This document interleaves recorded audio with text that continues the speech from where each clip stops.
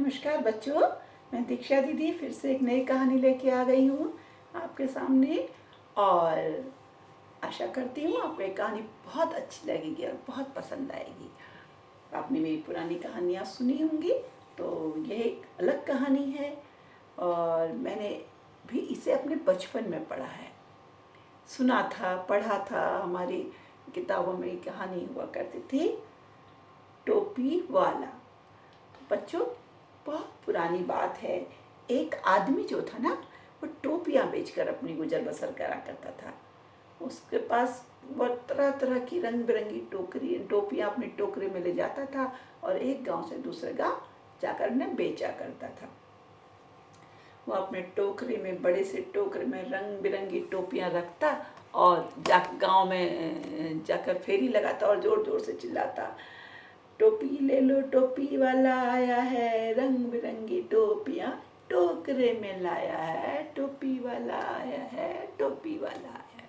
और सब लोग अपनी टोपियाँ खरीदने आ जाते और उसकी खूब अच्छी बिक्री हो जाती, तो उसका जीवन अच्छे से चल रहा था, जिंदगी आसानी से चल रही थी और वो बड़ा खुश था। इस तरह धीरे धीरे उसने कई समय गुजर गए। एक बार वो कि एक गाँव में जा रहा था। टोपियाँ बेचने के बाद दोपहर हो गई, तो उसको थोड़ी भूख प्यास लगी। उसने सोचा मैं थोड़ा दूसरे गांव में बची हुई टोपियाँ बेचने से पहले खाना खा लूँ और पानी पी लूँ। वह चलते चलते एक कुएं के पास रुक गया। वहाँ पर एक बड़ा सा पेड़ था। पेड़ के नीचे उसने टोकरी रख दी और अपना पानी पीने के लिए कुएं में चला गया। तो बच्चों, हुआ क्या कि ऊपर बैठे थे पेड़ के बहुत सारे बंदर।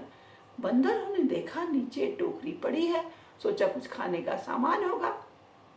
टोपी वाले ने अपने सर में भी ऐसे टोपी पहनी हुई थी ना, ऐसे करके, तो उसने सोचा कि खाने का सामान होगा। बंदरों ने और उसमें जैसे नीचे आए झपट का फटाफट टोकरी में देखा तो टोकरी में तो टोपियाँ ही टोपियाँ। अब उनके कुछ समझ में नहीं आया। उन्होंने सबने एक एक टोपी उठाई और अपने सिर में पहन के ऊपर बैठ गए, क्योंकि बंदर ने, जो टोपी वाला था, उसने भी टोपी पहनी थी। और बंदर तो नकल करते हैं। उन्होंने भी देखा कि खाने का कुछ नहीं है, तो चलो बंदर जैसे टोपी वाले ने पहनी ऐसे सिर में लगाई और ऊपर बैठ गए। टोपी वाला पानी पी के आया। उसने कहा झोले से निकाल के खाना वाना खाता हूँ।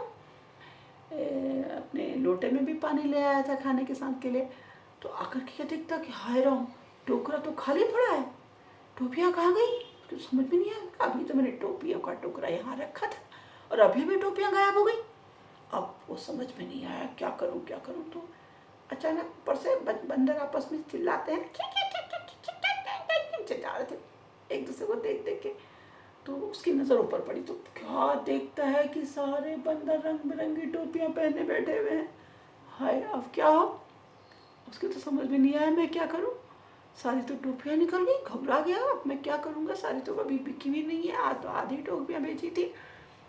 अब वो कहे कि भैया बंदर दे दे टोपी दे दे। वो क्यों देने वाले? वो ही करे, वो ऐसे ऐसे करे तो वो भी ऐसे ऐसे करे, वो कुछ करे तो वो भी। तो जब उसने देखा कि वो हाथ ऐसे करता तो बंदर भी ऐसे करे, वो कुछ ऐसे करता तो बंदर भी ऐसे करे। उसके समझ में बहुत देर तक कुछ तो आया नहीं। पहले वो चिरौरी करता रहा कि टोपियाँ दे दो, टोपियाँ दे दो, टोपियाँ दे दो। अपनी टोकरी ऐसे ले जा के बंदरों के नीचे, लेकिन करें और जाए ही नहीं। टोपी तो उन्होंने सिर में पहन रखी थी। बहुत देर बाद उन्होंने जब बहुत विनय कर ली, बहुत देर हो गई और उसकी समझ में नहीं आया क्या करूं। अब चिंता भी हो गई। उसने कहा इतना नुकसान हो जाएगा आज मेरा, मैं क्या करूंगा? बच्चों के लिए अच्छे से खाना पीना भी नहीं हो पाएगा। कल को मैं नई टोपियाँ कैसे खरीदूंगा? क्योंकि इतने पैसों में तो एक ही काम हो सकता है, तो कल के लिए टोपियाँ खरीदिए, इसमें आज भूखा रहना पड़ेगा ऐसे के लिए। और नहीं तो क्या कहते हैं, कल के लिए आज खाना खाएंगे तो कल के लिए टोपियाँ नहीं, फिर आगे गुजर बसर कैसे होगी? अब बड़ी चिंता में पड़ गया।